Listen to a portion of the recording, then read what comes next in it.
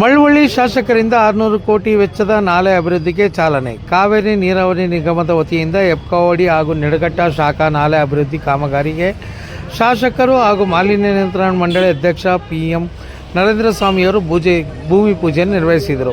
ಹೆಬ್ಕವಾಡಿ ಹಾಗೂ ನಿಡಘಟ್ಟ ಶಾಲೆ ಆಧುನೀಕರಣ 600 ಕೋಟಿ ವೆಚ್ಚಕ್ಕೂ ಮುಂದುವರೆದ ಭೂಮಿ ಪೂಜೆಯನ್ನು ನಿರ್ವಹಿಸಿದರು. ಮುಂದಿನ ದಿನಗಳಲ್ಲಿ ರೈತರಿಗೆ ಸುಗಮವಾಗಿ ನೀರು ಹರಿಯಲು ಸಹಾಯವಾಗಲಿದೆ ಎಂದು ಹೇಳಿದರು. ರೈತರು ಬೆಳೆದ ಬೆಳೆಗೆ ಸಾಕಾಣಿಕೆ ಮಾಡಲು 2 ಕಡೆ ರಸ್ತೆ ಮಾಡಲಾಗುತ್ತದೆ ಎಂದು ತಿಳಿಸಿದರು.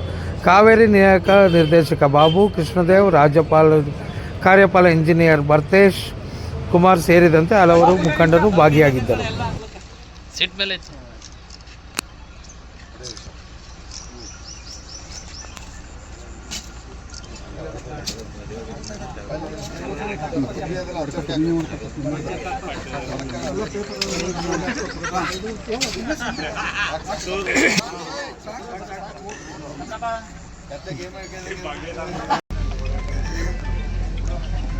ಆಯ್ತಾಯ್ತು.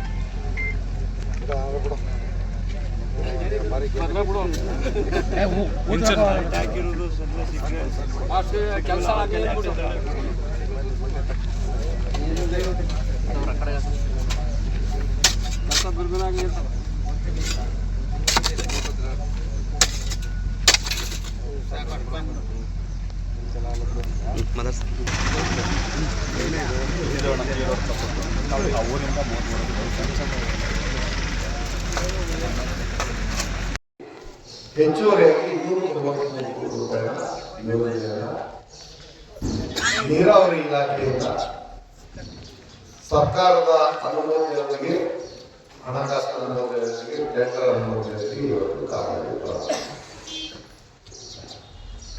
ಕನ್ನಂಬಾಡಿ ಕಟ್ಟದ ಮೇಲೆ ಇಷ್ಟೊಂದು ನಾಲಾಧುನೀಕರಣ ಯಾವತ್ತೂ ನಡೆದಿಲ್ಲ ಅಂತ ನಾನು ಹೇಳ್ಬೋದು. ಬಹಳಷ್ಟು ಜನ ನಮ್ಮ ರೈತ ಬಂಧುಗಳು ನೀರಿನ ಬವಣೆ ವಿಚಾರದಲ್ಲಿ ಇಂಜಿನಿಯರ್ಗಳ ಜೊತೆಯಲ್ಲಿ, ಜನಪ್ರತಿನಿಧಿಗಳ ಜೊತೆಯಲ್ಲಿ ಸದಾಕಾಲ ಸಂಘರ್ಷಗಳಿರೋದನ್ನ ನಾವು ನೋಡಿದ್ದೀವಿ. ಈ ಸಂಘರ್ಷಕ್ಕೆ ಒಂದು ಕೊನೆ ಯಾವಾಗಪ್ಪ ಅಂತ ಎಲ್ಲರೂ ರೈತ ಕೇಳೋದಂದ್ರೆ ಏನು? ನಾನು ವ್ಯವಸಾಯ ಮಾಡ್ತೇನೆ, ನಾನು ಬೆಳೆ ಬೆಳೆತೇನೆ, ನಾನು ನನ್ನ ಮನೆ ಮಂದನ ಮತ್ತು ನನ್ನ ಭಾಗವನ್ನ ಸಮೃದ್ಧಿಯಾಗಿ ನಾನು ನೋಡ್ಕೊಳ್ತೀನಿ, ದನ ಕರುಗಳನ್ನ ಇಟ್ಕೊಂಡು ನಾಡಿಗೂ ಹಾಲನ್ನ ಸಮೃದ್ಧಿ ಮಾಡಿ ಒಬ್ಬರ ಜೊತೆಯಲ್ಲಿ ನನ್ನ ಭೂಮಿಯನ್ನು ಸಂತೃಪ್ತಿಯಾಗಿ ಇಟ್ಟುವಂತ ಜವಾಬ್ದಾರಿ ನಾನು ಇರ್ತೀನಿ. ನನಗೆ ನೀರಿನ ಸಮರ್ಪಕ ಕೊಡಿ ಅನ್ನೋದು ನಾನು ಯಾರನ್ನು ಟೀಕೆ ಮಾಡಕ್ ಹೋಗಲ್ಲ.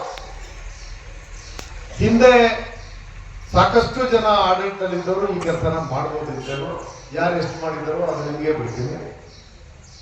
ಆದ್ರೆ ಈಗ ನಾವು ತಂದಿರತಕ್ಕಂಥ ಯೋಜನೆ ನಿಮ್ ಗಣ್ಯರಿಗೆ ನಡೀತದೆ. ಯಾವುದೋ ಒಂದು ಸೇವೆ ಮಾಡ್ಕೊಡಂತ ನಮ್ಮ ಲೀಡರ್ ಹೇಳ್ಬೇಕಲ್ಲ, ಮಾಡ್ತೀನಿ ಅಂತ ಹೇಳ್ತಾ ಇಲ್ಲ.